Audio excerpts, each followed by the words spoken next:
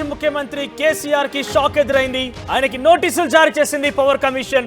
అయితే ఛత్తీస్గఢ్ నుంచి విద్యుత్ కొనుగోలు విషయంలో ఎటువంటి చర్యలు పాల్పడ్డారు, ఎటువంటి రూల్స్ తో పాల్పడ్డారు, ఎటువంటి రేట్స్ తో కొన్నారు, ఇలాంటి అన్ని విషయాలు కూడా వివరించాల్సిన అవసరం ఉంటుంది. మీ పాత్ర ఏంటంటే కూడా నోటీసులు జారీ చేసింది పవర్ కమిషన్. ఇలా 30వ తేదీలోపు వివరణ ఇవ్వాలని కూడా ఆదేశాలు జారీ చేశారు.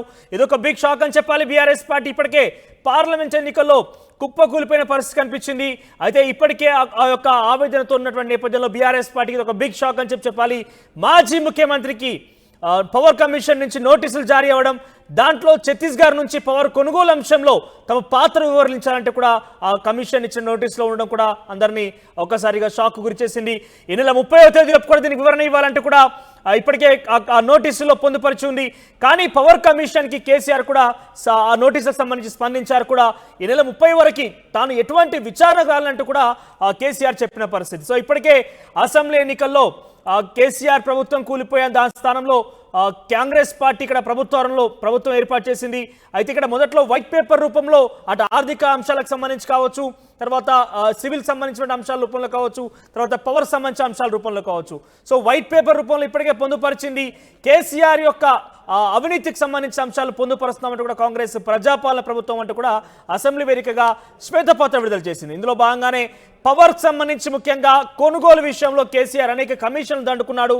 కేసీఆర్ దీంట్లో అనేక లాభాలు ఆశించారు వ్యక్తిగతంగా, కాబట్టి అందులో భాగంగానే ఇక్కడ పవర్కి సంబంధించిన అంశాలు కొన్ని అప్పుల్లో కూరుకుపోయాయని కావచ్చు, లేకపోతే ఇక్కడ కొన్ని భద్రాద్రి కొత్తగూడెం లాంటి ప్లాంట్లో కావచ్చు, లేకుంటే తర్వాత యాదాద్రి ప్లాంట్లో కావచ్చు, ఇవన్నీ కూడా అవినీతి కూరుకుపోయిన అన్నిటి కూడా ఈ కన్స్ట్రక్షన్ విషయంలో కూడా కమిషన్లు దండుకునే ప్రయత్నం చేశాడని ఒక ఆరోపణ కూడా కాంగ్రెస్ పార్టీ చేసింది.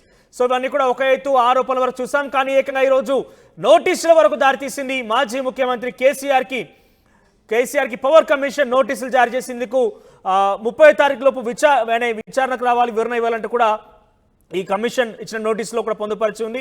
అయితే కేసీఆర్ మాత్రం 30 తారీఖు వరకు ఎటువంటి విచారణకు రావాలంటే కూడా వివరణ ఇచ్చే ప్రయత్నం చేశారు. జస్ట్ చూద్దాం ఒకసారి ఈ అంశానికి సంబంధించి మా ప్రతినిధి మధు లైవ్ ద్వారా జాయిన్ అవుతారు మరింత సమాచారం కోసం. మధు, సో ఈ నోటీసులకు సంబంధించి ఎటువంటి అంశాలు పొందుపరిచి ఉన్నాయి, కేసీఆర్ని విచారించాలని పవర్ కమిషన్ చెప్పినటువంటి విషయంలో కేసీఆర్ ఏ రకంగా స్పందించారు, అప్డేట్స్ ఏంటి? ఎగ్జాక్ట్లీ, కాంగ్రెస్ తెలంగాణలో అధికారంలోకి రాగానే ముఖ్యంగా కొన్ని అంశాలపైన, రాష్ట్ర ఆర్థిక పరిస్థితిపైన, విద్యుత్కు సంబంధించినటువంటి అంశాలపైన రెస్పాండ్ అయ్యారు, శ్వేతపత్రం విడుదల చేశారు. అప్పుడున్నటువంటి రాష్ట్ర ఆర్థిక పరిస్థితితో పాటు ముఖ్యంగా విద్యుత్ పైన ప్రత్యేకంగా దృష్టి పెట్టారు. ఎందుకంటే ఎన్నికల సమయంలో కాంగ్రెస్ పార్టీని ఎక్కువగా టార్గెట్ చేస్తూ బీఆర్ఎస్ పార్టీ చేసినటువంటి అప్పుడున్నటువంటి అధికార పార్టీ బీఆర్ఎస్, కాంగ్రెస్ వస్తే రాష్ట్రం అంధకారం అవుతుంది, కాంగ్రెస్ వస్తే చీకట్లు కమ్ముకొస్తాయి అనేటువంటి ఎక్కువ ప్రచారం చేసినటువంటి విషయం మనందరికీ తెలిసిందే. సో ఈ అంశం పైన ముఖ్యమంత్రి అయిన తర్వాత రేవంత్ రెడ్డి ప్రత్యేకంగా దృష్టి పెట్టారు. ఎందుకు పదే కరెంటు పైన బీఆర్ఎస్ పార్టీ శ్రేణులు దృష్టి పెడతా ఉన్నాయి, స్టేట్మెంట్ చేస్తూ ఉన్నాయి అనేటువంటిది విద్యుత్ అధికారులతో, ఆ డిపార్ట్మెంట్కి సంబంధించినటువంటి అన్ని విభాగాల అధికారులతో ఆయన భేటీ అయిన తర్వాత భారీగా అప్పుల కుప్పగా మారిపోయింది రాష్ట్రం. దాంతోపాటు ముఖ్యంగా విద్యుత్ సంబంధించినటువంటి అంశాల్లో భారీగా బకాయిలు ఉన్నాయి. గతంలో రాష్ట్ర ప్రభుత్వం నిరంతరాయంగా ఇచ్చినటువంటి విద్యుత్కు సంబంధించినటువంటి ఈ కొనుగోలు వ్యవహారాల్లో అవకతవకలు జరిగాయి అనేటువంటిది రాష్ట్ర ప్రభుత్వం దానిపైన ప్రత్యేకంగా దృష్టి పెట్టింది. సో ఈ అంశానికి సంబంధించి రీసెంట్గా ఇప్పటికే అసెంబ్లీ ఎన్నికల ఫలితాల్లో ఓటమి చవి చూసినటువంటి కేసీఆర్ తర్వాత పార్లమెంట్ ఎన్నికలో ఒక్క సీటు కూడా సాధించకపోవడం, 17 పార్లమెంట్ సీట్లలో ఇప్పుడు విద్యుత్ శాఖకు సంబంధించినటువంటి విషయంలో నోటీసులు రావడం పైన ప్రస్తుతం బీఆర్ఎస్ పార్టీలో తీవ్రంగా చర్చ కొనసాగుతూ ఉంది.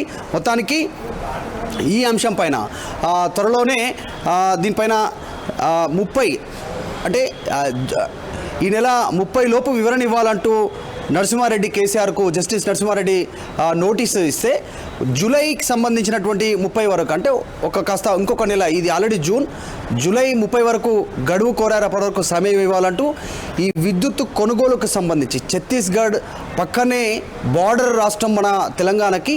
సో ఛత్తీస్గఢ్ నుంచి ప్రైవేట్కి సంబంధించినటువంటి విద్యుత్ డిస్కమ్స్ ఏవైతే ఉంటాయో వారి నుంచి కొనుగోలు చేశారు. రేట్ ఎంత పర్చేజ్ అయింది, ఎంత మేర కొనుగోలు చేశారు, ఆ సమయంలో పక్కనే ఇంకా ప్రైవేట్ డిస్కమ్స్లో కానీ అందుబాటులో ఉన్నటువంటి విద్యుత్ డిస్కమ్స్ ఏదైతే విద్యుత్తును అమ్మడానికి సిద్ధంగా ఉన్నటువంటి వారు ఉన్నారో ఆ రేటుకు ఈ రేటుకు ఉన్నటువంటి డిఫరెన్స్ ఏంటి 2014 సంవత్సరం నుంచి మొన్నటి అసెంబ్లీ ఎన్నికల వరకు 2023 అసెంబ్లీ ఎన్నికలు కంప్లీట్ అయ్యేంత వరకు మొత్తం విద్యుత్ కొనుగోలు అంశాలపైన చెల్లింపులపైన ప్రత్యేకంగా దృష్టి పెట్టారు. కాబట్టి వీటిలో కేసీఆర్ పాత్ర ఎంతుంది, కేసీఆర్ ఇన్వాల్వ్మెంట్ ఎంతుంది అనేటువంటిది తేలాలి అనేటువంటిది జస్టిస్ నరసింహారెడ్డి నోటీసులు పంపారు. సో ఈ అంశానికి సంబంధించి రాష్ట్ర వ్యాప్తంగా ప్రస్తుతం ఇదే హాట్ టాపిక్గా మారింది. ఇప్పుడు విద్యుత్ కొనుగోలుకి సంబంధించినటువంటి అంశంపైనే కార్నర్ చేయడానికి ప్రయత్నం చేస్తూ ఉన్నారు. ఇప్పటికే ఒకటి ఫోన్ ట్యాపింగ్, రాష్ట్ర ఆర్థిక పరిస్థితి, తర్వాత అటు కాళేశ్వరం ప్రాజెక్టుకి సంబంధించినటువంటి అంశం, ఇప్పుడు విద్యుత్ కొనుగోలు అంశానికి సంబంధించినటువంటి విషయంలో కేసీఆర్ డైరెక్ట్ ఇన్వాల్వ్మెంట్ ఉంది అనేటువంటి ఆరోపణలు కాంగ్రెస్ చేస్తూ ఉంది. కాబట్టి దానికి సంబంధించి వచ్చినటువంటి నోటీసు పైన సర్వత్రా చర్చ జరుగుతూ ఉంది. కేసీఆర్ మాత్రం జూలై 30 వరకు సమయం గడువు కోరుతూ ఆయన తిరిగి సమాధానం ఇచ్చే ప్రయత్నం చేశారు. చూడాలి ఏం జరుగుతుందో విద్యుత్ కొనుగోలుకు సంబంధించినటువంటి అంశంపైన. ఈ రాష్ట్ర ప్రభుత్వం ఏర్పాటైన తర్వాత కాస్త విద్యుత్ కొనుగోలు సరైనటువంటి కావాల్సినంత విద్యుత్ కొనుగోలు చేయట్లేదు. అందుకే కరెంట్ పవర్ కట్స్ ఉంటున్నాయి, తర్వాత మేనేజ్మెంట్ ఇట్లాంటి ఆరోపణలు వస్తున్నటువంటి నేపథ్యంలోనే ఇంకా సమ్మర్ పూర్తిగా కంప్లీట్ కాకముందే ఈ విద్యుత్ కొనుగోలు గత ప్రభుత్వ హయాంలో 10 సంవత్సరాల్లో జరిగిన విద్యుత్ కొనుగోలుకు సంబంధించినటువంటి కేసీఆర్ ఇన్వాల్వ్మెంట్ పైన నోటీసులు అందుకోవడంతో ప్రస్తుతం దీనిపైన భారీగా అయితే చర్చ జరుగుతుంది. చూద్దాం ఈ విద్యుత్ అంశం ఇంకా ఎన్ని రోజులు దీనిపైన చర్చ జరిగే అవకాశం ఉందో అనేటువంటిది ప్రస్తుతం చర్చ జరుగుతూ ఉంది.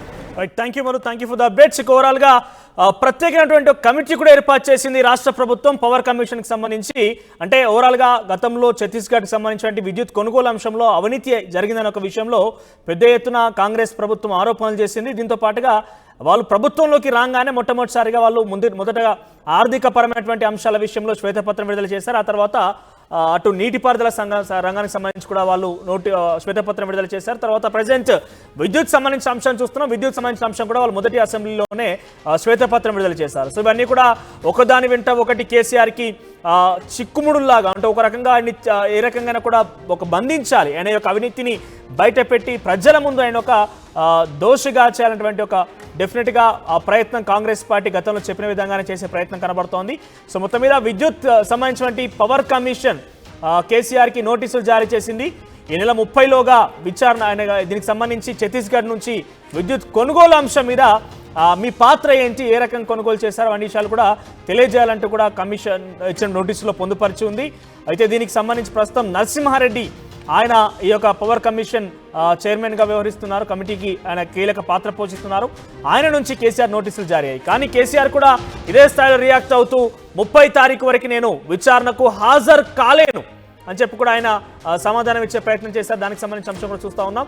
సో వరుసగా బీఆర్ఎస్ పార్టీకి ఎదురు దెబ్బ తగులుతుందని చెప్పాలి. ఇప్పటికే అసెంబ్లీ ఎన్నికల్లో ప్రభుత్వాన్ని కోల్పోవడం కావచ్చు, వాళ్ళు ఊహించుండరు బహుశా.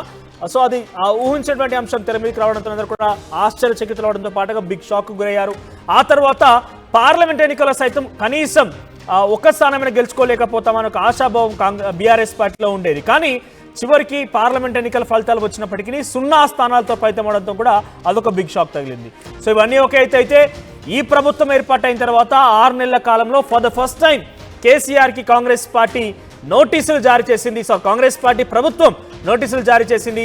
నేరుగా కేసీఆర్నే విచారణకు హాజరు కావాలి, వివరణ ఇవ్వాలంటూ కూడా కోడ్ ఇందులో ప్రత్యేకంగా పొందుపరిచి ఉంది. కానీ కేసీఆర్ కూడా నేను రాలేనంటూ చెప్పారు. మరి చూద్దాం ఏం జరగబోతుందో ఒక ఆసక్తి అయితే రేకెత్తిన పరిస్థితి. ఇక బీఆర్ఎస్ శ్రేణులు కూడా ఒక రకంగా షాక్ గురయ్యారని చెప్పాలి. ఎందుకంటే నేరుగా తమ అధినేత కేసీఆర్ని టార్గెట్ చేయడంతో వాళ్ళ పరిస్థితి ఏంటో అంటూ కూడా ఒక రకంగా అయోమయంలో తెలుస్తోంది. చూద్దాం మరి ఏం జరుగుతుంది. కేసీఆర్కి సంబంధించి ఈ నోటీసుల్ని ఆయన ఏ రకంగా రియాక్ట్ కాబోతున్నారు, మరి నిజానికి ఆయన రాలేనంటూ కూడా వివరణ ఇచ్చే ప్రయత్నం చేసినప్పటికీ కమిషన్ ఏం సమాధానం చెప్తుందో చూడాల్సిన అవసరం ఉంది, లేకుంటే ఏ రకంగా రియాక్ట్ అవుతుందో చూడాల్సిన అవసరం అయితే ఉంది.